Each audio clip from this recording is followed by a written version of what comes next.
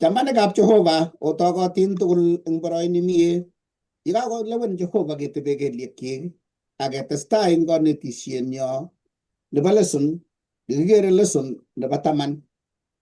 Lesson nebo wikini kong'olole cheikesunotkei eng Kristo.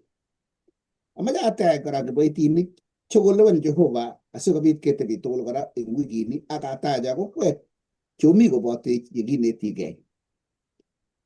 Ara amache amwowok kiboitinik aibe kebeberta netai nebo lesson ne noto ko Sabato koskoleny ak Jumapili neng'olole cheikesunotkei eng Kristo. Tatya kora kokonech kakuyet ak naet nebo Jehova. Ko yeibata notok atoche kebeberta nebo Jumatatu nebo arap Taurus asikobit kokatak akomwowot metit nebo konetisyetab Jumatatu. Chamgei chamanikab Jehova, ngainai kokakokas Evelyn Taurus. Amite Jumatatu nemwoe kolen lumdaet ak keet eng Kristo otokotin kot. Yekakekitu eng Kristo ko ngwoeng kasi komi metit nebo ng'olyot nemoche sikomwowech Lilian. Kongoi mising chamanikab Jehova eng betutab rani ak mwalimuinik chekimi kibagenge. Ko kemite kwoeng kasi keng'olole ko kikibirchi eng kimurtoiyot, kibirchi kekure Neil Kipchumariat? Kipchumariat is? Kikibirchi Kipchumariat eng kimurtoiyot. Ne kiito kikibirchi Kipchumariat ak kikartat eng kimurtoiyot. Kitebe eng kebeberta nebo kosomok kasi arap Maru. Chamgei tugul chamanikab Jehova, kainaik kyuk ko chotok kakokas atorori Jehova eng betuni yetesetai konetech eng oret nebo kwong'ut eng lesson yeng'olole akobo urwet anan nainet. Tos neking'olole ko kebendi orit mising sikenai kele nekikikartat ko ngoro nekikarte pasta. Kosikituchi koyekakeng'alale ng'alechoto tugul. Pasta iumdoi ano ng'oliondonoto tugul eng kwang'wan kasi. Akotok alen chamgei imi kwang'wan kasi ng'alale akobo ng'atutikab biik cheikesu atebet nebo chitondit akoyan Kristo koek neityakat ako nebo kakesunet. Kongoi. Otokotin anyun asikobit kinetkei tugul yekitoune saet. Kamuktoindet Jehova tuku sikosopcho sobonwekyok. Eun biikuk chemi kebeberwek cheterchin eng kokwotinwek ak taonisiek.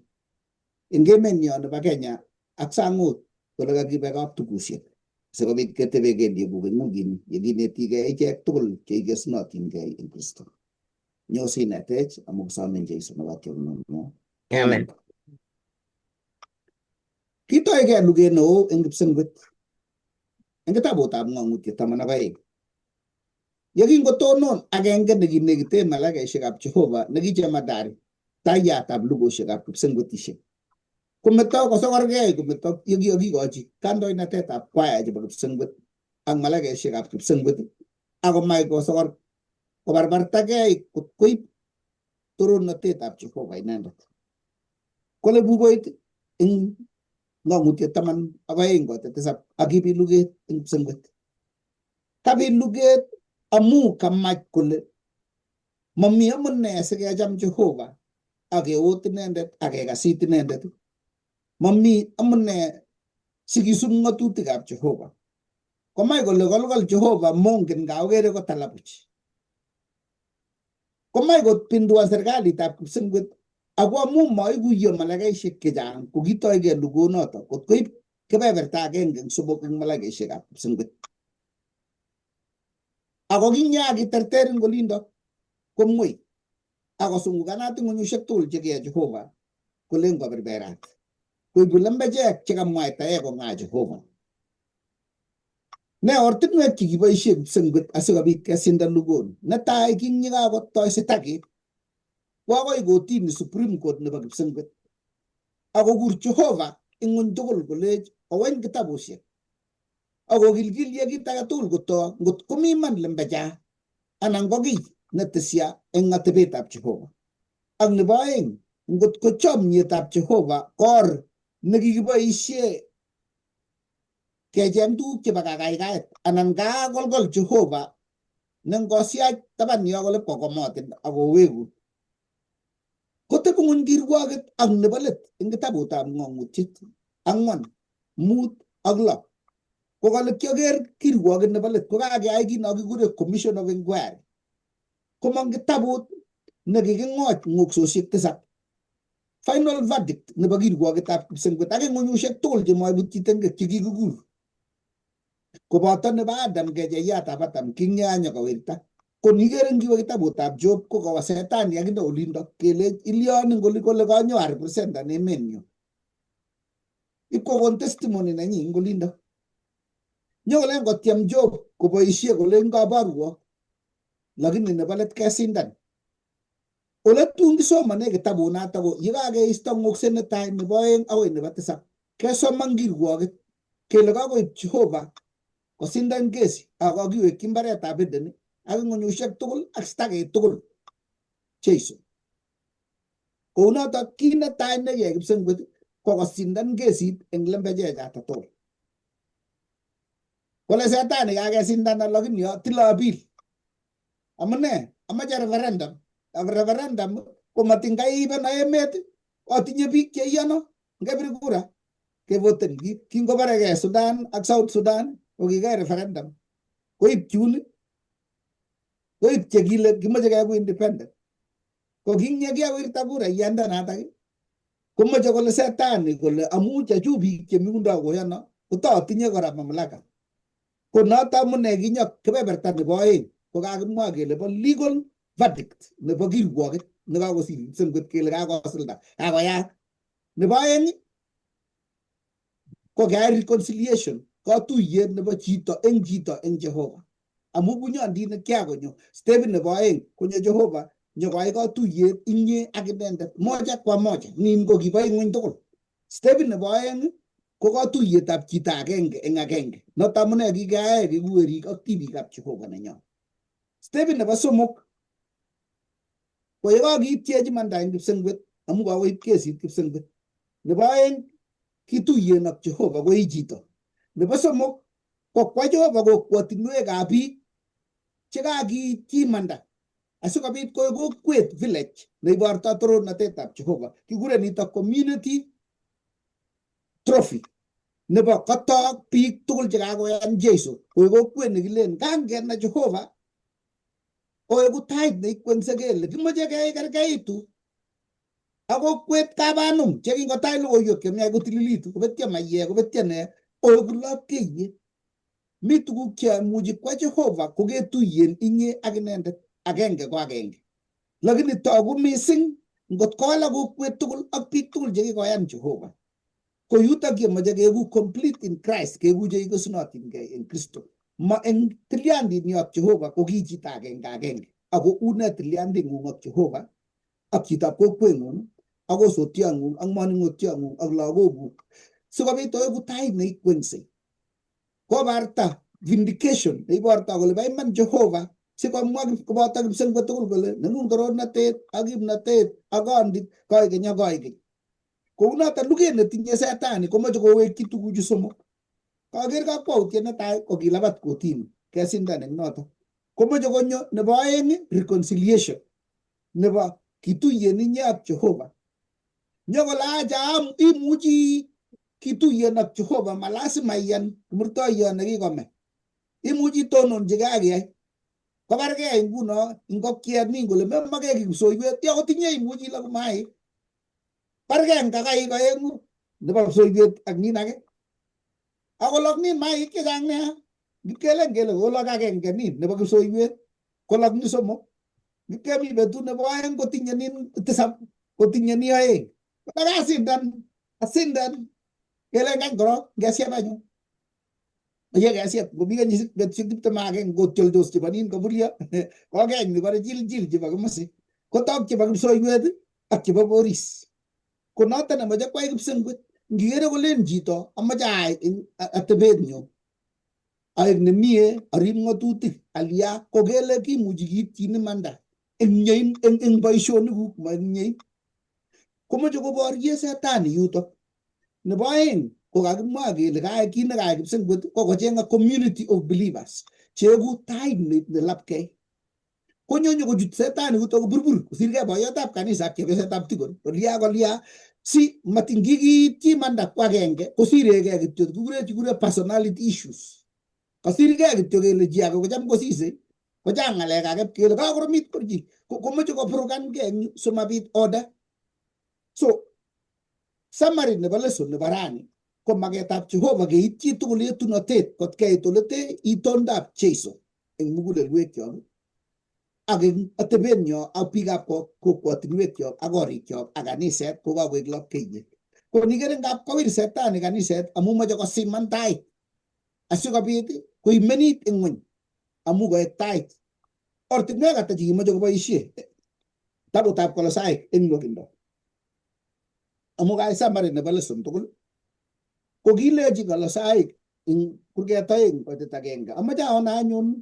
ole kyo gildege missing akobo kwet ako tinye jet chemi Laodikia chekitom kokiro tokoch en borto asikobit kikaikai mugulelwekwak ak kerupchin koek agenge eng chomyet ak mogornotosiek tugul chebo nyeetab kakuyet asikobit konai ichek ung'otietab Jehova en Kristo Jesu nekikony en kenyisiek chechang. Ne ng'olyondonitok kikiuny ole kiyaita Jehova oret kot kesor kecheyatab Adam ole kiipto kirwoget eng kipsengwet ak ole kinyokwaita katuyet eng inye ak Jehova ak alak anyokwaita katuyet eng kwenutab biik aeng chekimatokokoshindos ak bororiosiek alak chekikichoregei tuga kebaregei kelyon lakini kakoek kit agenge tugul eng Kristo. Ne nekimoche nyokwai setani anyun koitetab mut koitetab ang'wan simakinachat ki age tugul eng ng'alekab ng'olset kaboisie kit nekure philosophy nekanyo kole biik ako logoiwechu mnyacheni ango kitabuni ko kibunji keny angemi modern betusiechu kalya tugun chekikure philosophy toretegei Jehova chetoretegei komeche keboisie ortinwekab ng'omnotetab chulchul asi matingakosindan kipsengwet luget nemi kipsengwet koyoche chichu kokikobit oret nebo yetunet kele angomi oret ne efficient nebo betusiechu nebo kisasa eng betusiekab AI chekokoi ak kompyutainik takemokene ipkesom chi nyoetab kat ngamuchi kityo ngon awo internet akaswaipan kadit kole ale ngalen amie maabar chi malia ko ortinwek chekamach koboisie koboto yu kikeni bounatet nenyone akomeche keboisie nekeku lapkeiyet kole kami tuguk alake chemeche keyai meche kerukutkei akesam malaikaisiek akomitei tuguk alake chekemeche keyai korweng'isiat chemeche keyai asikobit kotaketes yani kakole makisarwech eng kayanet kityo oy kakiyan kele kikomeche Jeiso lakini meche ketesyi ki akine singosise kole akosa kyai ki akine ko chuto chemeche nyokotesat asikobit kesusu yeuto kele ngomairukutkei ano mait ako karukutkei ane akaikai osir inendet kobit chaos ak kaimutichu eng kaniset asikobit kobitune yutok kikosirgei biik kounotok wikini kemoche keker kele eng no ng'oliot agenge nomoche aketyi kora asoman iro koitetab 11 ak 16 kole kabwa biik chekole asikobit kesorwok ko kyoyan Jeiso aketesyi kamuratanet aya manoto negei kityo koitetab 16 kora kokole noto anyun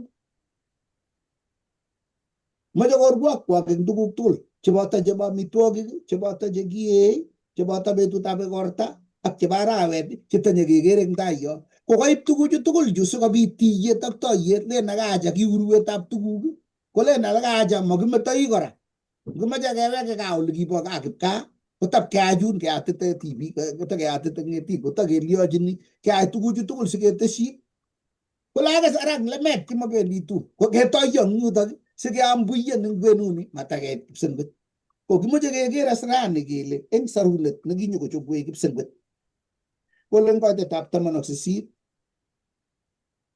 amat kerebenak melekto eng oret nemoche inendet nebo kaming'inetabgei ak kalosunetab malaikaisiek sikokimitkei okerkeit amamene kabwatutikchik chitugul eng borto. Ko amoche keker as yuto kelechigei kakaa kit nemoche setani eng lesonini tugul ko kotyem tuguchu somok sarunet nekikenyoru amu kikobunji torornatet ak telunatet Jeiso eng kapkirwoket nekisirto eng kipsengwet. Kikiityechi imanda ak kituiyech ak kipsengwet ak nebo let ko kakokure Jehova keeku kibagengetab biik chekikoyan inendet sikeeku lapkeiyet. Ortinwechu tugul ko chemoche koboisie setani sikong'em oranito bo sorunet simakiityi tugul miet eng orititab Jeiso. Mi chi netinye ng'oliot netesyin eng kebeberata kotomo kinakte?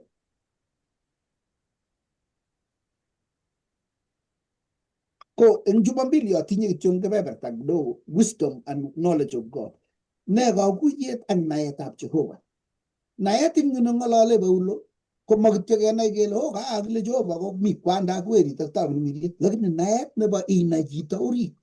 Ku chorwet notepche tuwai, kachomyo biik aeng'u kot koyan kotunkei ak kotebi kibagenge kot kotun kekerei ko kakerkeit manung'otiot ak osotionyi ne ngotuiyo ak chi koleni ami otupche ilacha kwondanyu. Ara ngokergei kabisa kot akot ng'alalet ak ngereket okergei kenai Jehova kot koit yekako okergeitu ak Jehova.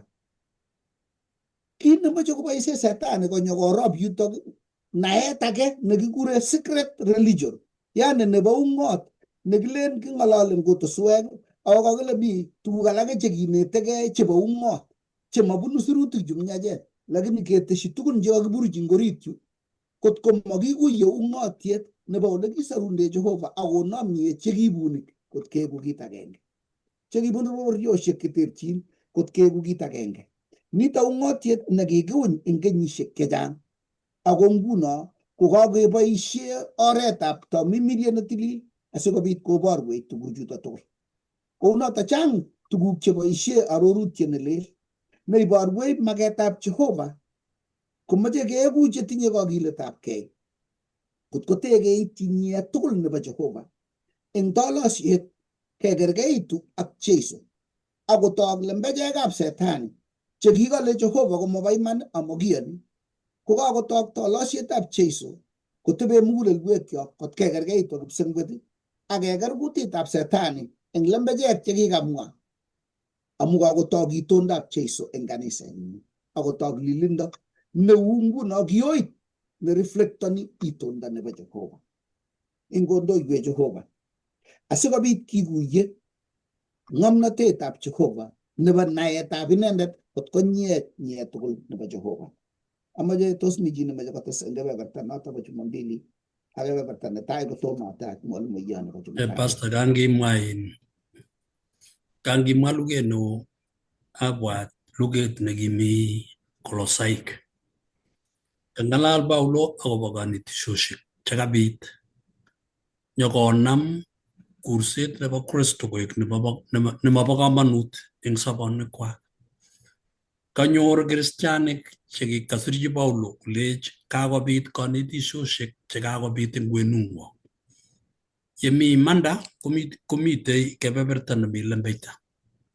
Eng age tugul kekere kele yemi imanda komi yemitei ng'oliot nemwosi biik eng or age tugul nebo sobetab chi. Nitok komwoiwech kolein makoi kitebi ketindoi kamang'unet kele mabitu yoitwogik eng kwenunyo. Kimeng'isiei eng betusiekab luget neo ko ngisobe koi kristianindet ingen ile ngokimasi kolapkei komasta nin koimen ko lasima koyatak kabwatutikuk inai. Kikimwochi Adam kelech meam logoiyandani kotiam imene mati. Kiingen Adam eng muguleldonyi kole mi meet kokabesio ak Jehova akwam logoiyandani kai. Kingen akichek kele kot keistoegei kaamisetab Jehova kebetosi eng lainda nin age.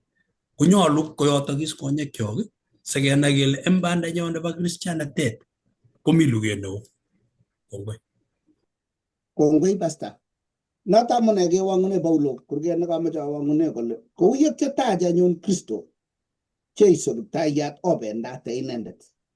Wikit konye koking'alale mbaret. Koker kele kikikochi chito mbaret ipkoyan kotach ngayanet ak konde sei. Kong'enyekebe kokoiwei kuru kitanda amu len uye kakotililit kosir kaikarechait kinyu. Kolacha amu kioyan ngayanet ibiru kitanda kora ngayanet. Kong'eboroki kapkorup kole ngu matakoyai nito.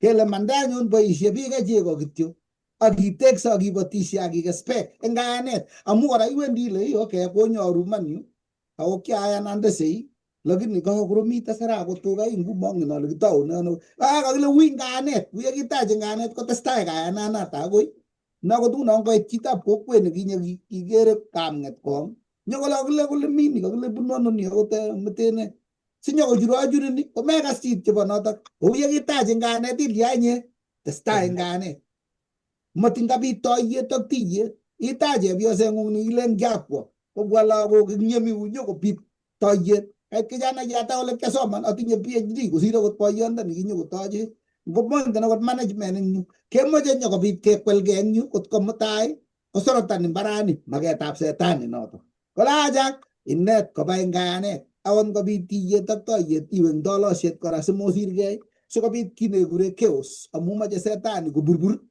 sima malap keit tait kait akakimoyo ole kiloldo tait kola kongen ole kiloldo tait kialal chepkosa kialal sitimet keptoiyo eng yutok kot ko koi komata kolal tait kai amu kakechirtoege kola kot age nekanyone kimaiya ngakaikai tole koba kamaiyo kokiboldosi kityo kakoname mermere ngasho koboljo jwa maeki ko moche setani kobit chaos len age moche keng'alal eng kutuswek kolen alak achicha mang'alali eng kutuswek len alak amdoi chepyosok kolen alak maamdoi chepyosok kobit yutok toiyet eng kaniset sikolyanye simesulda tetutietab Jehova eng tuguk somok chekakimwa.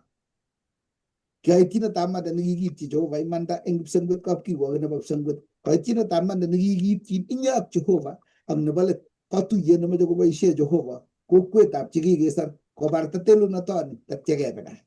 Tuguk somok chemoche kwai kipsengwet yoto komoche kokur setani ngot kome agenge eng chu somok kokakwaman karit.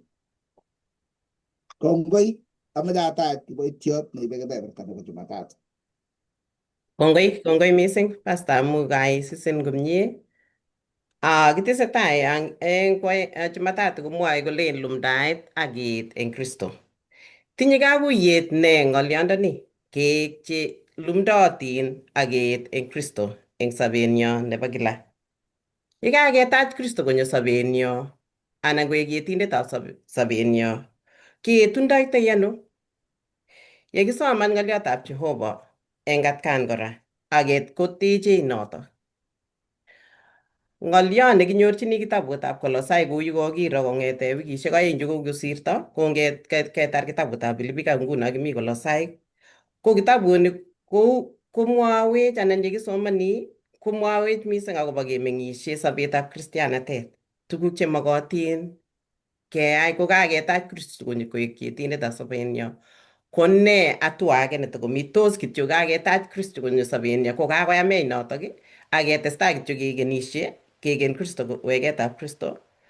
Ngesoman eng kitabutab mwawene Paulo eng kitabutab Kolosai 2:6 akoi ngasoman yoto akoi 8 kale kou ye kiotach anyun Kristo Jeiso Kiptaiyat obendate eng inendet ko lumdootin ako tegotin eng inendet ak kikimitok eng kayaneng'wong kou ye kikinetak otese omwoe kongoi oripkei simailulok chi age eng ng'omnotenyi ak kaberberisiet nebo buch eng bitonwekab biik eng kanetisosiek chebo tai chebo ng'ony ak ma eng Kristo. Ko notok kakoborwech nitok kobunu tekset yekakenyoru Kristo. U lakwet nekakisisinye ngesich lakwet ko suppose koet. Yekiboe lakwet ko suppose koro akine sigindet kole kaet lakwet orono kotakokuikuyot. Ko keeku chelumdootin ko kakenyor kanetisiet ak kesoman ng'oliotab Jehova ak ketach tamirmirietab Jehova kokonech noto sikoywakta tikitik chok sikobit keechekitu eng kila kenyoru kanetisiet nemie. Nito kobunu taksetab Kristo eng sobenyo ak kebendate eng inendet kou ya kamwawech Paulo. Kesomani Bible ak ketekis ng'oliotab Jehova. Kinyoru kimnatetab tamirmiriet kobun Kristo Jesu. Keek chelumdootin eng inendet ko ye kakimong'u inendet eng tuguk tugul chebo sobenyo, eng tuguk tugul chekiyoe. Sarunet komanyone kityo ko kakiyan sirutik, lakini itach Kristo inendet konyo oriting'ung koek personal. Yeitinye siku nesinye ko personal, maibe kouo keib biik tugul, lakini konyo Kristo sobeng'ung akomeny asikotok Kristo eng boisionik cheiyoe. Ketach Kristo komeny oritnyo, keechekitu, kotechech, keekitu ak kenerie eng kanetisiet. Makoi kibesye ng'oliot anan makoi kibesye ng'oliot nesobei notok Kristo Jesu kou yekamwa Wilson. Makoi kibesye ng'oliot nesobei ak ng'oliot nesirat eng Bible. Ng'oliot nesobei ko Kristo. Ko ng'alek chesirotin eng Bible ko choto chekinetegei asikobit keechekitu. Kamwa sirindetab lesson kole uu chepkondet. Kikere eng silingit anan ko silingit kekere kele tinye kebeberwek aeng anan komoswek aeng. Mi komasta notinye pichait ako nyebiwech eng masin kosirat kora. Makoi ibesye ile nga boisie kityo eng kimasi amu tinye pichait neiboru not nebo ngele kou nguno kicham komi eng silingit, kicham komi pichait nebo ku Arap Moi anan ku neindochin emet. Ko makoi ile ngaboisie kimasi kityo lakini kale unoto, makoi ibesye. Ko ng'oliot ko Jesu kou yekingen eng kitabutab Johana kole eng taunet ko kimi ng'oliot. Ako ng'oliondonoto ko Jesu Kristo. Makoi ibesye ak sirutik chekisomani. Ngiyan Jesu nebo iman kobek kipkei, ko kaiyan Jesu asikobit komeny sobeng'ung. Ko tuguk tugul chemong'u ko mako inyendet netokosobei amu kipkei kotinye ng'etkonda, tinye ng'etkonda, tinye tendency nebo iyai cheyachen. Ko kaikochi boroindo ng'oliondenyi ak tamirmiriet tilil kondochi kiy age tugul eng sobeng'ung. Noto so amune ngap ketyeni eng mitei tiendo nemwoe kole yote namtole ya Yesu. Ko kaikochi Jesu tugul, makomi kiy age eng sobeng'ung. Ngesoman eng Kolosai kou yekakesoman ko kakikekeitu, kamwa Paulo kole kristianik kaikerkeite eng kaitet tisab ko kaikerkeite Paulo kristianik ketik kole koek chelumdootin eng Kristo. Ngomalumda ketit anan koywakta tikitik komie, ko ngoit usonaik alak tugul koibe ketotok anan koluli. Ko yekisoman sirutikab Jehova kemuchi kole akot ndait kanetisosiek cheune eng ing'ony komaimuchi choto kobetech. Yekitech sobenyo eng sirutikab Jehova keeku chelumdootin ak kekemekitu eng kristianatenyo kou ketik chebityotin komie akotinye afya nekararan amu tikitik chekikoywaktagei koba ng'ony kou notok ak ichek kristianik koteleldos eng lumdaet. Amune asikobo kamanut keek chelumdootin eng ng'oliotab Jehova ak keistoegei kanetisosiek cheimuchi kochutech koistoech eng Kristo. Kristianik eng atkan kora kotinye tuguk aeng cheleweni eng sobet. Kotelelso akoek kokimekitu eng Kristo anan koywakta tikitikwak asikoek cheteleliotin komie anan kobet ng'ony eng sirutik chesomani eng atkan kora.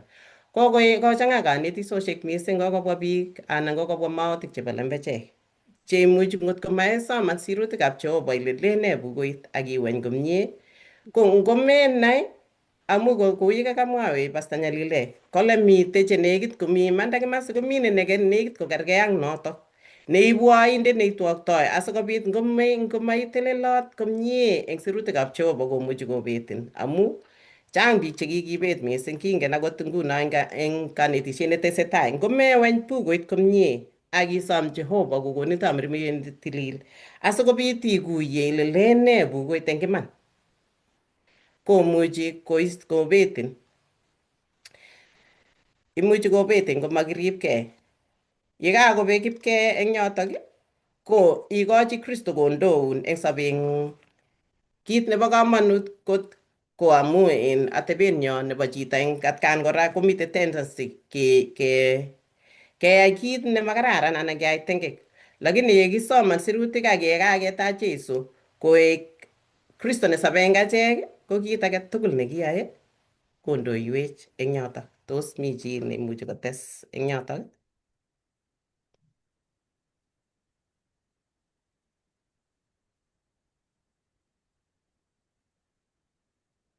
Agere kakitestai yotok kebawek. Kemwa akobo ketit nekiba tikitik kolumdagei. Singonyo koristo kous komaili. Ko akot ketesyi yotok mising igere ile ketik chechang chekinamgei akonyo koristo komaluldos kosir ketit agenge netononi. Ko eng notok ko amu makoi ile ngalen amite gaa yu asomani anan asubi amu internet imuchi isoman igere television ile kaakas ngoliot. Nyinyo koristo ko itononi ilen kityongoni kole agere ketit sine nekim nemite batetab Pastor Nyalile. Igere kikolechi koristo ko lakini ngomite kokakitononiotin kikiligei eng saet isomani ikas ile kakole komwa Jehova koisomandaetan amu kikere colours anan oleu Jehova kinetigei kibagenge akekimekitu akobo tikitikchok amu sai yekimite kou usonet.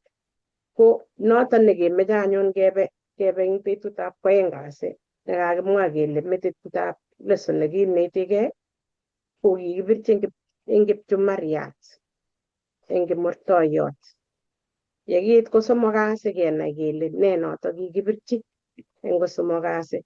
Komwoe ng'ololi Paulo eng kitabutab Kolosaik 2:11 akoi 15 kemeche kenai kele ne mising ne ng'ololi Paulo eng yu.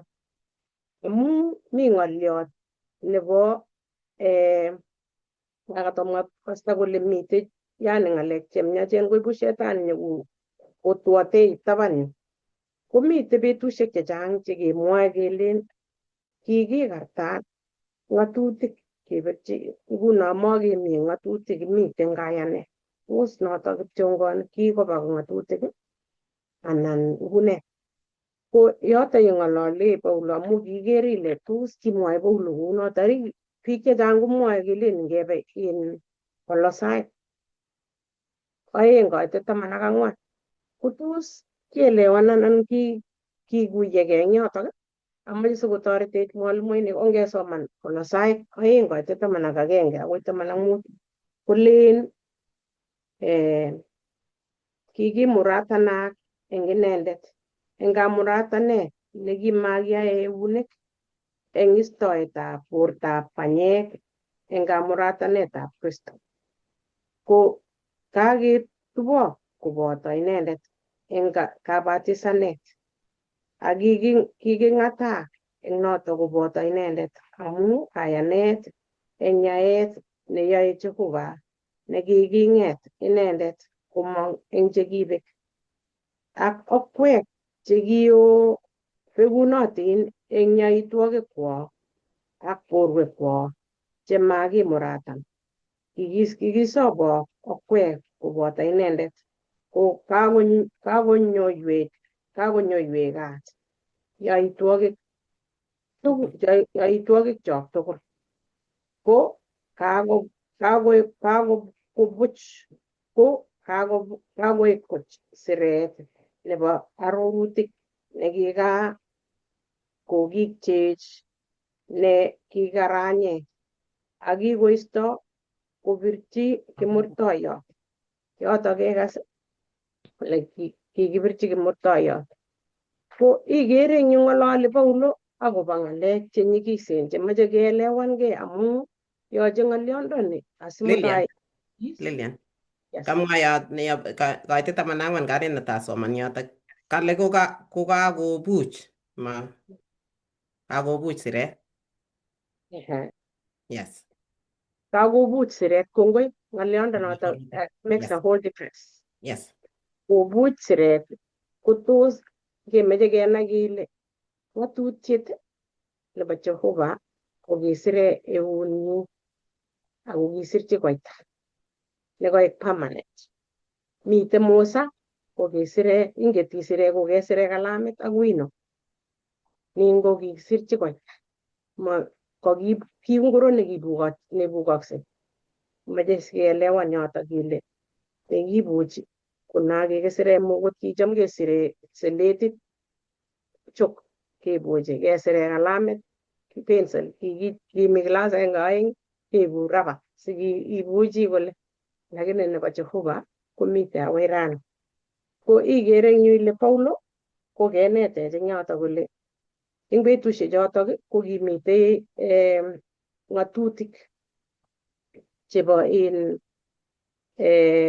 lagokab Israel chebo betusiekab yu keyoe betusiek cho keyoe ako kimite anyun yani inai ile biikab Kolosai komite biik che kimukongen Jehovah torobek chekiisubi atebosiek kwak chakilen pagan mystical practices chekimite betusiek choto.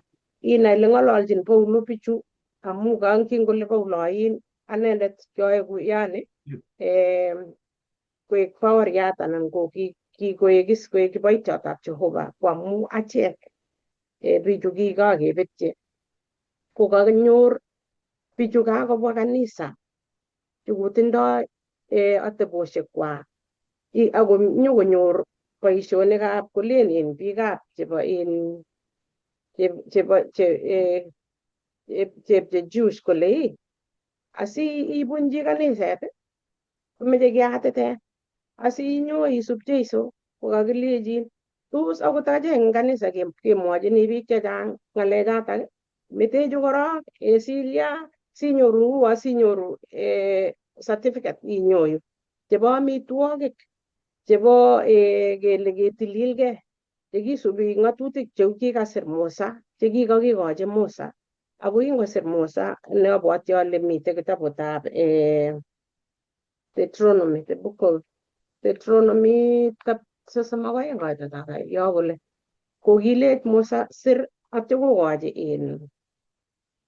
kinde tabanutab yekikinde ng'atutikab Jehovah ko kikinde taban eng taban ko yotok igere ile chekibo ng'alechatak kiking'ololi kolen kimache komwa Paulo ng'alechatak akobo istoetab tuguk chekikakimwa chekikakisir kele kisubi ko tuguchotok ko kiboru konyone Jeiso amu kitoreti lagokab Israel kokonyi Jeiso koit kokonyi Jeiso ai kouni ko yotok igere ile chuto anyun cheng'olole Paulo amu kakobit tuguk cheburuchaburich akot nguno koburuchech chechang chemoche koisto Paulo sikenyoru lapkeiyet asimaburuchech asimakiibu tuguk chebo sang ak chebo ko kelenen kimiten Kristo kakisub tuguk alak ko eng nebo aeng ko kamwa kole tos eng sabato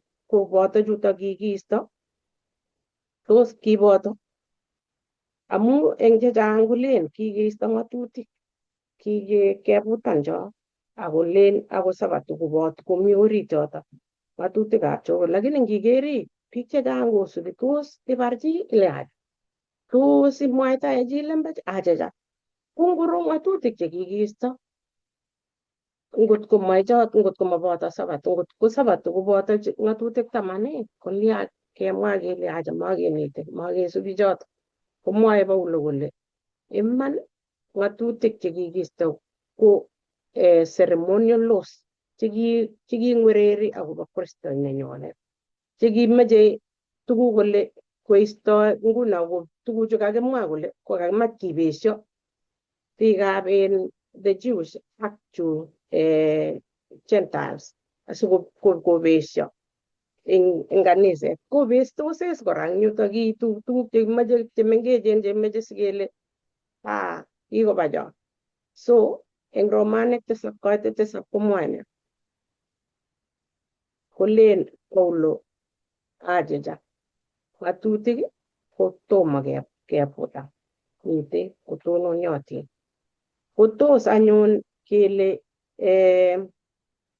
yani ng'atutikab karureiwek chekalen in ceremonial laws chekikiisto komeche kenai kele eng yotok kitabutab kele chokebo yani cleansing circumcision yani chekiyatita biik cho kicham keibu yani ngot tuga, ngot nego, tiong'ik sipkebar sikobit akot eng Nandi kokimite kele kakobar chi anan keib nyikele nyikeyai chotok. Ko chotok chekikiisto asikobit matakokerech kenai Jeiso. Amu kinyekakonyo Jeiso abwoti ale meche sikomwa arap Maru. Ko kinyekakonyo Jeiso ko kikiisto chotok amu kakoit nekikikeni. Ko eng tuguchotok chebo amitwogik chekiee eng karureiwek ak ne chekibo arawek ko kichotok chekimwoe eng Kolosai 2:16 meche sikong'alale arap Maru. Ko chotok chekikiisto kokimwoe Paulo komeche koborwech kole chutok chekikinde kimurtoiyot kebirchi kipchumariat. Ara anyun kale Paulo achicha mang'atutik 10 koboto en Sabato ne notok netekemite kemwoe kele Sabato ko kikikonech kong'ete taunet ako kikikonech sikoek yani neku the sign ko makiisto notok. Ko kito nekakomwaiwech eng yu Paulo ko kale meet kale yamech Jeiso amu kinyokoistoiwech tengekto. Yamech Jeiso amu kime. Amu kangesoman ko kime kenyoru sobet ne lel. Kiking'et kenyoru kimnatet ne notok kimnatet kesirtoe kimnatetab tamirmirik chekitomirmiri biik eng yu. Ikonyoru kele kakokonech kimnatet ne notok kayanet nekiistoegei eng imendendo nekikakonyon akong'ololjin Paulo biikab Kolosai akoi rani. Aketonondoi ng'atutietab Jehova neimanda nekitertere tengekto nekikakonamech. Ko eng yotok abwoti ale tos ne nekakiyai asikobit makinyoru kiptamirmiron neking'ololjin Paulo lagokab Kolosaek chekakowalak konam Jeiso. Ko Paulo koborwech kole kiibor kamuratanet nebo muguleldo anan kamuratanet nekicham keyotito yani siku nguno lagokyok keyotito. Ko kale Paulo kakibatisanech kemong'une kakemeye eng Kristo asikesopchi akoek Kristo eng nemite oritinyo kesoptosi kenyoru sobet ne lel akikeni inendet konyone. Komwoe Paulo anyun kokochin kakiletabgei eng biik cheiyoni Jeiso cheikeni Jeiso kolen makomi haja kotekisub ng'atutik cho ki ceremonial laws lakini eng Jeiso ko ki tugul eng tugul ko kenyorchini Jeiso. Matoker tuguk alak chekilen nganyoru ngipasani konyo anum nebunu ainoni nemwoe neisto chu achicha. Jeiso ko tugul eng tugul tonone Jeiso akoi koit. Tos mi chi age nemoche kotesyi ng'olyo anan Amache atesyi akochi mwalimu nerube? Bas, amache atesyi kuni.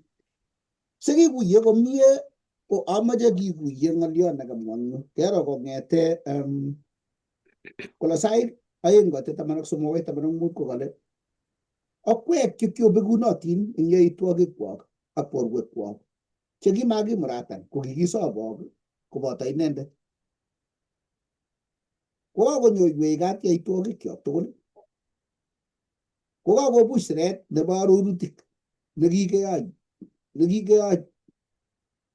nekikekikyech sorry, ak kyakoranyech akoisto kobirchi kimurtoiyot, kokakorek baunatoshek ak kimnatoshek akobor kotok koterter ichek eng kimurtoiyot. Now ng'o neng'olole Paulo eng yu? Ngebe Paulo notok kora kitabutab Efesoek. Kitabutab Efesoek 2 kokataune koitetab 13 ko nguno eng Kristo Jesu akwek chekiloen eng betusiek alak kekono koriku eng korotikab Jesu akoek inendet kalyenyo nekiyai tuwai koek agenge amu kimi bororiosiek chetorobek ak chu ko kimokokeregei amu kibwone nyaityo kele Gentiles chu komasire mpaka nyokosirto chun nyaityo kele masire chepyosok chu kotokoba murenik tai ko kimi totet nekikeyoiyo chebo bororiosiek ak chun alak ko kale kinyokut Jesu totonoto akoyaak okwek chekioloen oeku ne oriku aya tatyo kole eng koitetab 14 awek inendet kalyenyo nekiyai tuwai koek agenge akobut totet nekibo kwen nekikeoiyech kokakowong eng bortonyi bunyondit ak ng'atutietab ng'atutik nekimi eng kayamisutik asikobit kotoi koyai ing inendet chotok chekiyoeng koek agenge akolelit ak kwai kalyet. Ko nekamwa eng yos kole kibirchi kimurtoiyot barwet nekikakirindech akokikyech. Inye Lilian imi benki ngap koit time nekebut mung'aretab ng'ony kotko maamuchi alipan kiboitinik kwok anan ko kiy ne kita lazima ilipan kokaiwe bankrupt kekonin kit nekikure yellow pink slip anan kikure ne ma pink slip notok ko pink slip ni mwoe ile atinye besendo ng'ung akayoni alipan ande sei akoib chichoto akoi kotini ipkokonor akokonor ing benki ak kotini sibi betut age tun kanyekealda tuguk atachan amu kale kikure IOU okele atinye besendo ng'ung ko ki age tugul eng kiptengekyot ko kiiboti IOU nebo kikelelchi Jehova ko ngonam chichoto barwet nekende sei akobel komakomi leto nyokonomenin mara ngine ko kale king'et Jeiso nyokonam kartasisiek tugul kikaum akole kakoyam akobel pirchi kimurtoiyot akole makomi haja kobet akokonor. Yani iker ile ketiach kunoto kabisa nekiabu aslave akot nguno ing oli ko kicham ko chito ko mutworindet anan kotwogin ko ngiyakebet kartasit nekikende sei kele kaaldegei ko kakitiachin kelejin ui ko ngilen ile wait a minute ko kale notok nekikibirchi kimurtoiyot ko barwet nekibo IOU nekile kipsengwet abete kobet asikobit oeku cheityokotin werik ak tibikab Jehova. Ko noto amune ing arorutik cheikere ak arureiwechu ko kikakerchech sang achek ko Israel ichekei chekibendi lakini kingyonye kobut totoni chebo kit nekikekikyech keeku free akoyatak amu kakoyatak ipkoyatak anget nyekebe akoi kaptisisiet nebo kipsengwet kole mi Jeiso amakelen yautyoni ko ma yautyoni kole Paulas makomi yautyot makomi yunanindet makomi chepyoso makomi kele mureni ak ne kanyokoyatak oret akoi olin notok kit nekamache ateshi. Kongoi mising amu kaibeshe ikere nguno ile eng yotok ketesetai sikobit konetech aramaru akobo eng yotok kora kotese. Kongoi mising. Bas kakeng'alale ng'alek chechang chetinyegei ak kanetisiet nebo betutab rani. Ameche kityo nganai eng nwokindo amu ng'alek tugul chekakesoman ak keng'alale ko chotok kora. Ameche kityo nganam nwokindo akobo ng'aliotab kele ng'atutik 10 chebo Jehova ko chekale kisir Jehova eng mornenyi. Kokesoman kitabutab Komong'u 31 koitini 18. Kale kikochi Musa koykaen kelebelen chekisirchi eng mornenyi ng'atutik 10. Chutochu ng'atutichu koboru atebetab Jehova. Atebetab Jehova nemawalaksei. Mami betut nelendane Jehova kakoit kasarta nekakonyol kechorse. Aja. Mami nelen kakoit kasarta rani nekanyol komche ng'atkong nebo chi. Aja. Amu atebenyi komeyoni ng'atkong ko atebetab Jehova noto. Atebenyi komeyoni chorset ko atebetab Jehova noto. Ng'atutikab Jehova ko atebetab Jehova. Kebwa ng'atutikab karureiywek. Ng'atutikab karureiywek komi kitabutab nekibwote ng'atutik 21 akoi 26. Komwoe kole kisir Musa inendet kosire eunyi chun kikisire Jehova eng mornenyi. Lakini kasir Musa ako kisirchi Jehova koykaen kelebelen. Kosir Musa ng'atutikab karureiywek kosirchi kitabut.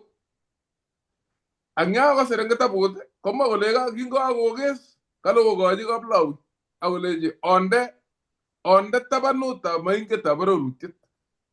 Ipkinde tabanutab ole mitei koykaen kelebelen. Koykaen kelebelen kikakinde oritab moingetab arorutiet. Kenam chebo kitabut nebo Musa chekakosir ng'atutik chebo karureiywek kele onde tabanutab chun. So chebo Jehova ak chekasir Musa ngeunyi koterchin. Bo karureiywek chebo Musa ko chebo Jehova ko ng'atutikab koboru atebetab Jehova. Ngeng'alale atebetab Jehova eng yu ko kakemwa atebetab Jehova nwokindo. Ngeng'alale chebo karureiywek ko kichuto ko kitiemei kwai sarunet. Yekakobutyi chito tengek keyoe kele kiyoito ano kanyinyet akobo chichi. Ne kito nekeyoe asikeisto chichi konyo koek netilil, kitilil chichi kochute chebo karureiywek chu. Kele kienye kwesik kikoito chemoek. Kele akot otebi eng tililindo wanyinkei sabatoni sabatoishek keboishe ng'aletab sabatoishek kechobeshek chechang chekilen kong'ete yu akoi yu ko sabato nekianyinyekei. Amo lia akot kimi betushek chebo kabokoryo nemi betushek chik. Kele nyolunot koitono eng tililindo eng kabokoryo ko kibo karureiywek siketebi eng tililindo ak nesire ko sikenyor nyoetab kat amu tengek. So koborwech tofauti nebo ng'atutikab Jehova chetonondos ko atebetab Jehova ak kobor chebo karureiywek chekikitieme keyae ng'aliotab kanyinyet ak nyoetab kat nebo tengek nebo chi nekakobut tengek nekakobut ng'atutiet. Kebwa as kityongon eng nwokindo ketebekei kele as kingokakemwa kele makeme ng'atut ako kimitei eng kayanet eng Kristo Jeiso.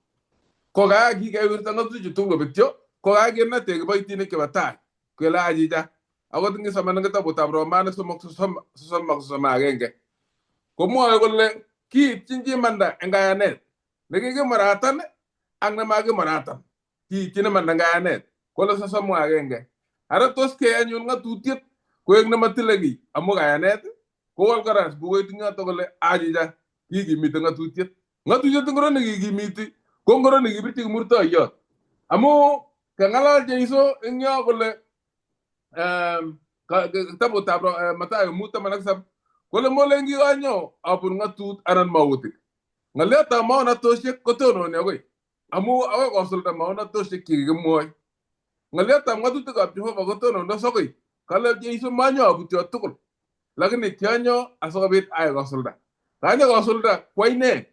Kanyo kosuldae Jeiso kwai kito nemaimuch koyai ng'atutikab karureiywek nekibo sarunetab chito. Koyach koek Jeiso tisindet ak koyach koek Jeiso tiseiwot asikobit kosuldae ng'aliotab ng'atutik kimaimuch koyai ng'atutikab karureiywek kikitieme kiyekune chito konyo anyinyindo ak tililindo nekimakat. Koek chuto nekamwa eng kitabutab Romanik. Not Romanik, Ebraic. Kale ako tiseiywek choto komi kabwatetab tengekwokik kenyit age tugul. Ngeng'alale tiseiywek keng'alale kitabut nebo Romanik ko tiseiywek chebo kwesik ak chebo mengichik. Kale amu maimukoksei eng kaitet 4 10 eng kaitet 4 eng Ibranic. Wala amu may mukaksei eng karatikab kirugik ak kwesik konem tengek bogik. Eng notok kingomite ng'alechep kirugik komite kwesik komite akot cheptugenik keyoe ng'aliotab kanyinyet asobit keisto tengekto. Kokale kikibwoti tengek bogik eng kenyit age tugul eng kasarata. Lakini kala amune sikikibwoti eng kenyit age tugul kwale kimukomuchi karatikab kwesik ak kirugik koisto tengek bogik kot keutyo kibukto. Komwa asengoitenyi kotisap kemie Ibranic yotok taman. Wala amwa anyun ale kero kanyo ayai mageng'ung baba nito ko Kristo. Komwa ngoite sogol eng yotok kora taman ngoite sogol. Kole yeityo komwa anyun inendet kole kero kanyo ayai mageng'ung iistoi nebo tai asikikimit nebo oeng. Nebo tai nekakiisto ko kiisto ng'atutik chebo karureiwek chekap komwa eng kitabutab Kolosai nekakesoman 2:14. Chekale kakobuch siret nebo arorutik nekikakokikyech ne kiranyech ak kikoisto kobirchi kimurtoiyot. Kabirchi kimurtoiyot eng oretab yekingonyi inendet koyai keisto notok kibo tai nekityeme koyai kanyinyet ak kabuktoetab tengekto amaimuch. Koyai keisto notok asikobit kikimit nebo oeng. Nebo oeng anyun ko nyonunetab Jeiso. Koing'ep konyo Jeiso ak kikartat koek nitok tiseiwot nekikoito konyil agenge akoyam. Matukoek tiseiwot nekibendi kila kenyit ibkibwoti kele angayai kanyinyet eng kila kenyit kele nyone tisindet neo asikobit kibukte tengek bogik. Kinyo Jeiso Kristo akatumda karatik biik konyil agenge akoyam. Notok karatik chekikitise chito kong'etege taunet akoi. Komwa as kele kingokakekartat Kristo akobute tengekto tiseiwot nebo akoi eng tengekwokikab chito kokonech as ng'oliot nekesirchi Paulo kitabunet Kolosai. Kolechi amatkorwokwo chi amune ko amu kanisetab Kolosai nekibo tai kokikatyem mising kokilgilye ng'atutikab karureiwek kotestai konetishe koboisie eng kanetishenwa amu maikuyo akobo Jeiso netugul eng tugul. Ne rani keng'ololwech echek rani kemeche keborwech Jeiso netugul eng tugul nekingeisto ng'atutik chebo tai chotok kibo karureiwek akoek Jeiso nekaek kwenkwenutab kayanenyo kiborwech nitok kekonech kele nyolunot matukorwokwechi kuyekamwochi Paulo bijep Kolosai kelenji amu kikityachak eng karatikab Kristo komatukorwokwok biik akobo amitwogik anan chekiei anan betutab igorta amu kimi betusiekab igorwek kikure mi betusiek chebo arawet nengalal arawet age ak arawet age. Mite betutab sabato mite ngeng'alale akobo betutab sabato ngyo inyorchini mising kitabutab Ezekiel 45:17. Semat kobwat chi kuyo keng'alale sabato nemite ng'atutik 10. Ng'atutik 10 ko nakitonon eng ng'aliotab atebetab Jehova nemawalaksei. Komite sabato orit. Akikei ako sabato kotom kobit tengek. Kikei kotom kobit tengekto. Kimenyikeyae sabato kayanyinet. Lakini sabatoishek kiking'alal eng yu ko chekibo igorwek. Chekale eku anyun arawet no kole koeku betusiekab sabato eng akwek sabatoishek kwok. So chekikiribe keyae katurunet eng atebetab chito tamangap konamgei ak oretab Jehova. Lakini eng yu ko betutab sabato nebo Jehova kotononi akoi amu kikitoi akot kotom kelumda ng'ony. Akale kimakiyai sabato akobo chi, kikiyai chi akobo sabato. Eng notok nyolu tononi sabato nebo Jehova akoi kole matkorwokwo akas akobo betusiek amu Jeiso Kristo nekime ko kibirchi kimurtoiyot tuguchu tugul chu. Kibirchi ng'alekab igorwek, kobirchi ng'alekab tiseiwek chematile kiy, kobirchi ng'alekab kwesik. Kale ngoite 17 eng Kolosai 2 ngoite 16 nekasomani sinyen. Ko ngiwe 17 komwa kole chekiurwetab tuguk chebwonei ako borto kobo Kristo. Chuto chu tugul chekase keng'alale ko kiurwet nekiboru Jeiso Kristo nekinyone. Eng notok ketebege kityo kele urwet nenyolu kotikisup ko yamach kosup kanisetab Kolosai eng betusiek chekibo tai ana nyolu kisup neinet kele neinet ko nekinyekekon nakakele kiisto nebo tai asikikimit nebo oeng kiisto urwet asikikimit Kristo nebo oeng eng notok ko kikeisto urwet ama kisubi urwet amu kikonyo neinet ne notok ko Jeiso nyokosuldae sarunenyo nekebeberta nenyolunot keyai kityo ko kiyan inendet asikobit kosulda sarunenyo nekinyo Jeiso asikobit koyai akoba achek nekiyokwanda. Tos tindoi chi kiy netesei eng yoto? Chakoi mwalimu nerubei. Bas, karibu mwalimu. Kongoi Ramaru. Kemutwech kenai kele in ng'atutikab Jehova ko taman. Aroreiwek chekikisir Musa ko 613. Taman Jun chekikinde koik oeng chekilebelen chekikikochi Musa eng tulwetab Sinai. Kisir Jehova eng mornenyi ng'atutik choto. Nyokole Musa meche keyai kanetisiet age sikobit ketoret bororietab lagokab Israel eng tugun cheetan. Kergei nguno ak biikab Kalenjin chekitindoi etan eng tuguk chemakiyoe chemuchi kokon ng'oki ko kikilechin murenik orib yu. Kikiribe murenik, kikiribe lagok. Keba luget komakibare kwony ak makibare lakwa. Ko eng karureiwek choto chekitindoi biikab Kalenjin ko kikiribe tuguk chebo sobet cheetan amu kwony kotokosikishei akobitu borotet nebo lagok alak eng kebinda nenyone. Lagok ko kiyekitu simutai ko kimikitu. Kikekokon Musa aroreiwechu ko kiek kanetisiet eng bororietab Israel. Ako chotok tugul ko ki urwet ko ngisoman eng kitabutab Ebrainik 10 koitini 1 kole tuguchutok ko ki urwet ab tuguk chekororon chebwone. Urwet amu kiribe atebet chebo biik chebo bororietab Israel simamasta koba eutab tai anan koba eutab katam.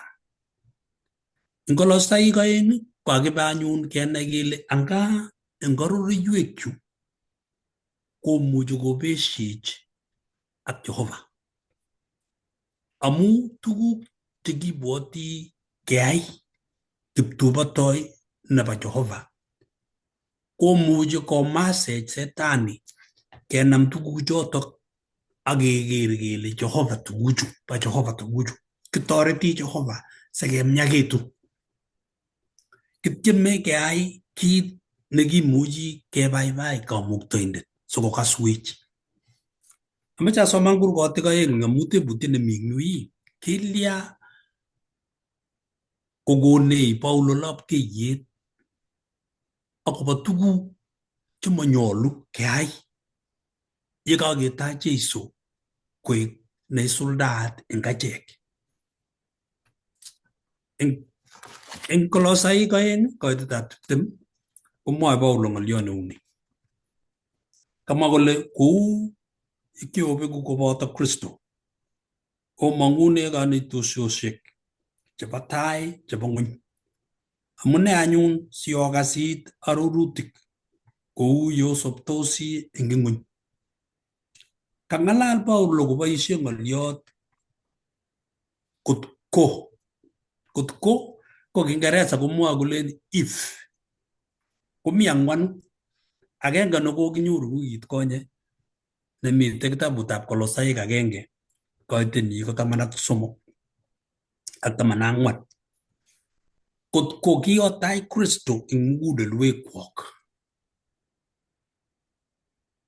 Amu mwoe notok 13 Kolosai nekisarwech kemang'une kimnatosiekab mesundeito ako koutech kebe bounatetab werit nebo chomyenyi nekitinye eng inendet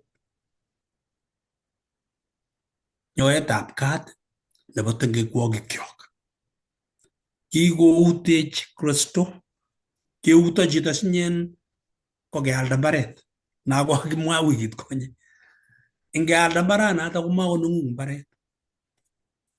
Akap kealun mbaret age kong'et nebo kimurtoiyotab Kristo kele kikenyoiwek kat. Koamu nyoetab kat nekikoiwech Jehova ko kikoutech kemang'une mbaret kinye nekimi oik ako kimi kanamonik. Akakelande bitonin.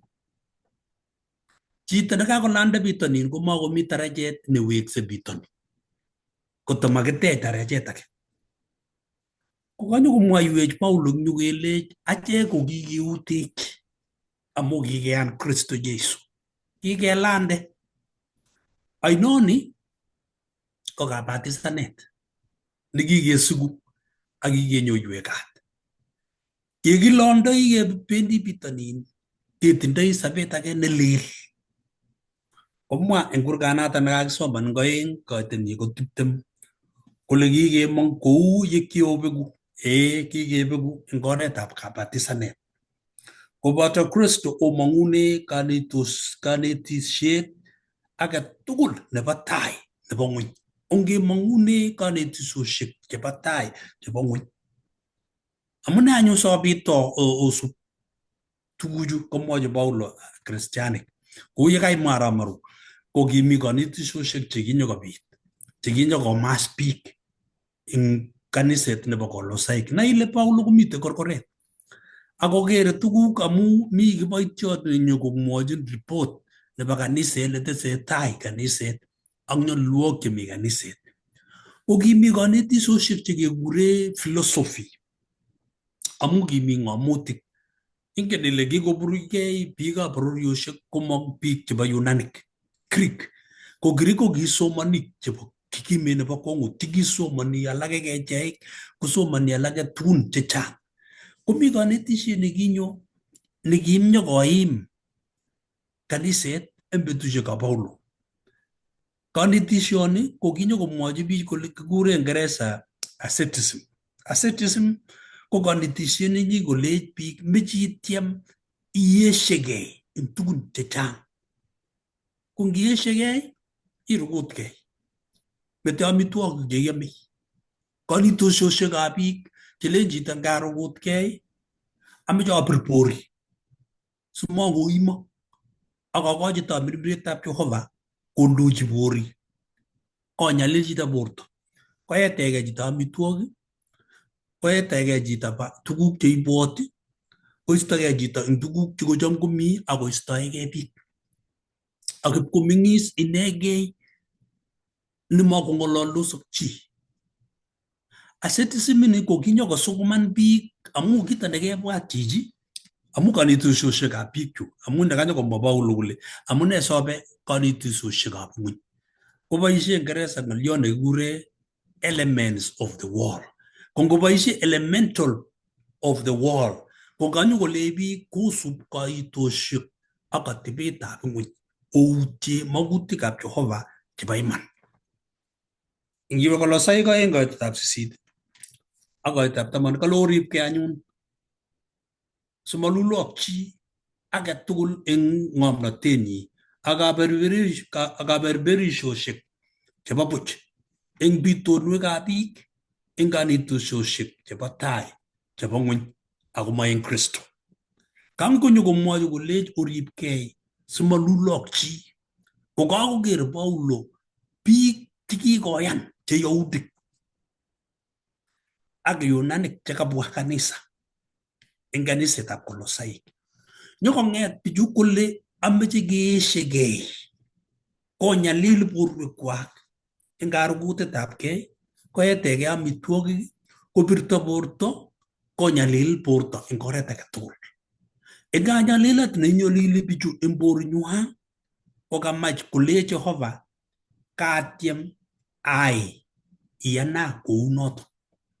Yani ityeme iyai kit nekararan ibirte bori ak inyalil boring'ung'et eng karugutetabgei eng saet ne saet ni kobo chito netinye nemelen bo Jehova kopirtogei bichu koboisie kanetisiosiek cheu yotok che master koba koib kanetisiosiek chebo biik ak koib ng'atutik chebo biik.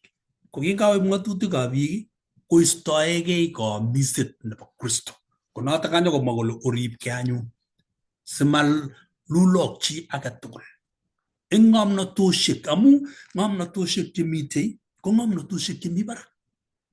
Kergei nguno no kamwa eng kitabutab Marko. Ikisoman eng kitabutab Marko 7:1 akoi koitab 13 kole chuto ko kanetisiosiekab biik chekikomas atebetab biik. Kingakotestai tuguchu koker Paulo kamaset nekakomas kaniset amu kakokimit biik atebenwa sikobit kobaibai mugulelwekwak eng taitab Jehova. Koutie kamiset nebo Kristo nekile kikwai Kristo kiy age tugul nemami kiy nemakai akobo sobetab sarunetab chito. Ime kolach bortab chito. Yokolach borto ui murtoiyot. Konyalil kebir birutik chekinyalil akoi kekartat eng murtoiyot. Kakome Jesu kokikes boisiet nebo sarunet ak nyoetab kat nebo tengekwokikyok. Nemakomi kiy neketese kesome Jehova konyoiwekat. Kikonyoiwekat koyam. Kikosorwech koyam. Kikokwalech koyam. Kikokoito kurosiot koyam. Nyokole setani achicha mi tuguk alake chetomo kwaak eng akwek obirte bori. Eng betusiechu rani amu kimong biik grupisiek chekure Farisaik. Kong'et Farisaik kale koker biik kole alamalaichu chepkristo Jesu komeuni ngot eunek koamisie. Kolech amu kikere kabisa kole lakanamta makatiat kokanam makatiat maiun eut. Kole ikere kosustoi makatiandani kokasus makatiat kotindoi simdo. Kokinyo koboisie choto kolech alamalaikuk komeuni ngot eunek. Koboisie ng'atutik kwak chebo biik iman engen tililindo lazima iun eut, lazima iyai ne age tugul, lakini kinyo kanam tuguchoto koek bo komonut konde koek sarunet. Ako choto ko tililindo amu singounu chito eut komelen kanyo kotoretin kiptamirmir, lakini katoretin eng borto nebo menam simdo iteshi. Kobit Farisaik kora akobit kanetisosiek chekinyo koteshi kopirto biik eng sigunenwa ak kanetishenwa. Rani anyun kokatebene kole kanetisosiek chekitindoi bichu eng atkinye ang achek ra kiune achek chekikebwa kanisa. Na achek chekikeyan logoiwek chemiachen kotos tokomi tuguchoto chemuchi kopirtech achek kot keutie ng'oliotab Jehova kele mitei amu kokoboisie biik tuguk aeng chamache amwa rani eng kanetishenyo. Kokoboisie setani kito nekure minimalism. Minimalism ko kobong'urie ng'oliot minimize. Ya tuguk cheketindoi chechang inam tuguchoto kong'ering'itu. Ngokeiwe ngoi akikere tindoi mesok, tindoi ng'echerok, tindoi ne kale itau iminimize tuguchoto. Kenam tuguk cheka kawaida chekatelen maameche chu kenam koek tamirmir. Koek tamirmir amu karibin iistoegei tuguk cheiyoe akinam tuguchoto koek tamirmir. Ko eng betusiechuto rani kale nguno ngot choto manotok neke kale mi age nekekure digital detox. Digital detox ko nalen chito ngaetegei simet konde simet chutaban kole mameche taker simet, mameche taker screenitab TV, mameche tawaun akonam chito koek sautik keba tulwet. Kenam saet kele makase Jehova saet eng gaa ameche kebe tulwonin akip kende tulwonin kesal kele tulwono ko kotab saet. Kenam nguno kele basta kemwae ki Ale kakiba kesha. kakiba kesha. Kongoi kesha inata akeba tulwet yun kongebendi kesha kerukutigei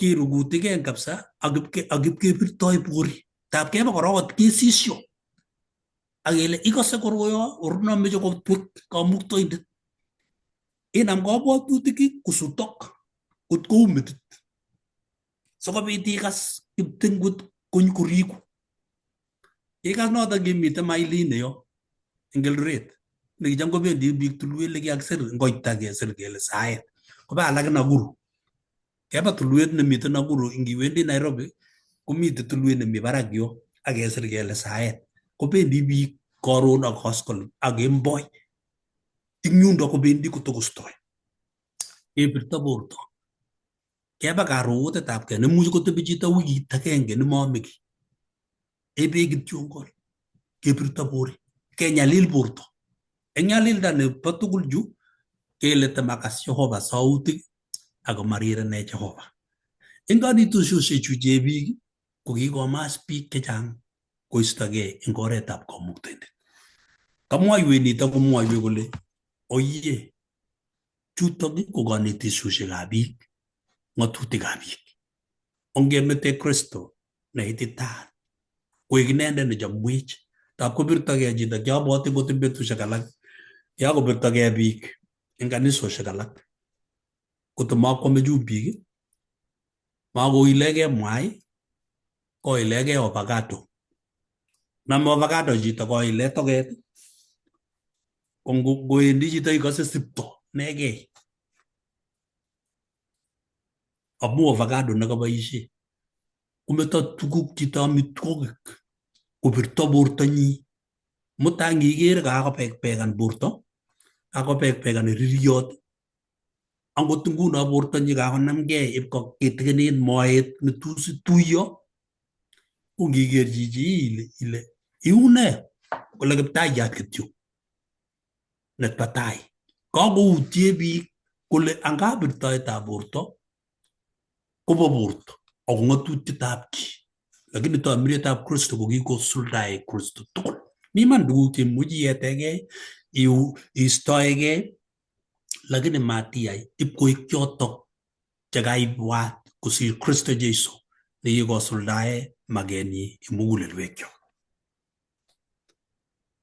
Obwoti besho eng kenyit age nebo 80 kele akile kibit tait eng chepkunyuk netindoi Musa kale ngiker ko Musa kabisa tamambul nakai naboin tamambul melen ki tamambul nakai nekibo jumbulit kele kakalal jumbulit kole tab keker kekerito neu Musa nekasis eng jumbulit orit akakolal chepkunyuk kibwa biik kong'ete tabut tugul akele kibendi chepkunyuk eng Nandi ipkekere Musa akile kites mwaita ipkeole mafuta taa sokolal sikeker Musa kibun biik tokwek tugul kobunu alake Nairobi kobunu alake Kisumu kobunu alake biik alak kekere ng'o nyekekere Musa eng tait kanitisiosiek magetab biik kanitisiosiek chemobo Kristo kamaset nekimosi biik ngotorete Jehova akoone kamang'unet kele mami Jehova kong'asis ako makoi binyoru Jehova eng tulwab kony anan iwe ile oye ngibanyor Jeiso eng tulwab Kipsigis anan ibanyoru Jeiso eng tulwet nebo Kilimanjaro Kristo komi kobotech ango rani ningitwegu akisaa kokasin matkebirte borju amu ng'atutikab biik chotok cheimosech keistoegei kamiset nekikwoiwech Kristo eng iman. Kongoi. Atesyini ng'oliot agenge yotok. Kakatakemwa kele tetutietab Setani ko kong'em tetutik somok chebo Jehova. Netai ko kakiker kele kikoterter akobunji kirwoket eng kipsengwet. Ako kameche kotuiyen inye ak Jehova tatyo kotuiyo kokwet ak kapchi koek tait nelale. Lakini kanyokobun oret nengikere kai ilen kakoek kristiani lapkeiyet ake nebo kainai Jehova mising kewe kesha. Lakini mi korik kikobutokis amu kakwa chepyoset kesha kometo boiyot eng gaa. Ako myoni kole kakebasaun eng tulwet. Kosa kotok kekase kele kiame boiyot eng olin kasista chepyoset kesha. komi boisiekchik kometo korikwak kwa koamda logoiwek chemiachen lakini matinye lagok tuguk cheome. Ko ngikere kou yobo lapkeiyet nekiibe logoiwek uyo kenai mising akobo Jehova, lakini kakwo chito agenge kotko ngilen iker ile uyo kokorokana akilit ra amu matakoek kapchi sikobarta telunotetab kipsengwet kele ngetach logoiwek chemiach kosoptos lagok, kosop chepyoset, kilachgei komie, kotok biik kenai kele ngangenai Jeiso ko chito nekikorom kokolkol kokakotalai, koker biik kole ngot ko ngenai Jeiso kekerkeit ak Kai, amache anai kit nekinai bichu. Lakini kanye kopchei ang yutok simutai koker akap kole ngakianai Jehova lakini ngot ko chu kakeba kometo chepyoset ipanyalil kabilani anan ngot ko kameto boiyot ipanyalil kabilani kokaira kotebi kanisa. Ko oret nekaboisien Setani eng oret nebo ng'omnoni asikokon tiyet ak toiyet simatokoek lapkeiyet nebo kaniset neikwengtoi eng tulwet. Ko ngomakirib kong'om Setani koboisie tuguk chebo tamiriet cheilen kakonin isop, lakini kakobut kong'ung amainai. Kibendi tulwonin kong'et boiyot ing olin ipkwame, nyeitelen kele kanam chito tamiriet ikase kaboisie biik chepyosokab biik ing olin bo timin olin, elen ile kanechu kokeny kakoek kipyang'it age. Kong'et chito lagok alak cheko lagokab chito koum koek chepyosokyik ing olindo. Mwisho koikere yakcha kibo Shakahola kokakomoche koboisie utok, mwisho kotemel chu kokakesaun ipkonyi bukat ibitabukan kokoi kakesaun ibit yoto komaingenkei telen ing'et ile ngomatinye ngoroik kolionoti kokakomoche kochorchin Setani yundo ko tuguk cheboibochi koboisie Jehova sikobut tetutichu somok chekimwoe. Kameche ates ing yoto kora Muin. Mitei family nekilusen lakwet kosoe. Kikokonech Jehova ng'omnotet ak kikokonech resources. Notok amune sikakemwa kele matkeeku cheibetech ng'omnotosiek anan kanetisosiek chebo biik cheter. Ko ngomnyoni chito kimuti sipitali lakini kimitis family nekisa akoi akotestai amu ng'alek kikin kanetisiosiek chutok chu ko kisakoi ipkosirto lakwet ako kitinye cancer. Yoe Jehova tepat nenyi lakini kikokonech Jehova ng'omnotet asikobit keweny kele tos iman ng'alechu kisubi chebo chichi akisoman sirutik lele ne. Kikokonech Jehova kanetisosiek cheu chotok chebo afya kora kenai kele kibendi sipitali kakobit ko nekikokochi Jehova ng'omnotet kiketoi sipitalisiek ko ngeboisie kunotok asikenai kora keweny sirutik kele tos maketab Jehova kounotok ketestai kityo kesaa kunitok akisub sirutikab chichi kekas kityo ngwany kase yai kisich ng'omnotet nebo orit nebunu Jehova inai ile tos ami the right way anan ko asub tugun alak. Ngoi iman ing sobet nekitindoi konyolu keribkei. Makoboisie Setani aroreiwek chebo tai ra, kokong'omit akine ako kosop kabisa konekite kanisa akokere tuguk chekimeche. Taboker ngot biik chechang kakolach ngoriet mi kitambaet nekiloche ngoriet nekiloche kele ngot matkosir ngorieng'ung yepkutungoik kele ngot korekto kole kitikin anan kobuch ngweny keboisie ngorionoto koker ake chito age kopiman chepyoso kole ni koba Setani. Matun komi kanisa kokere kole ro sumekab ni kibunji Setani ni.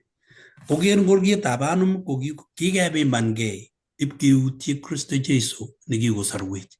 Ketou kekergei acheke ngachekei ngeker anum kele ichini karo anyun nguno Jezebel runo akonyo kanisa keker no keboisie nguno kipimo keutie Kristo Jeiso. Tia biik kelochi ngoriet rani chekoen akomwoe kole choto ko Kristo iyeku Kristo kokelach ngoriet nekoi outie Jeiso nekikokonech katiaknatet akosorwech.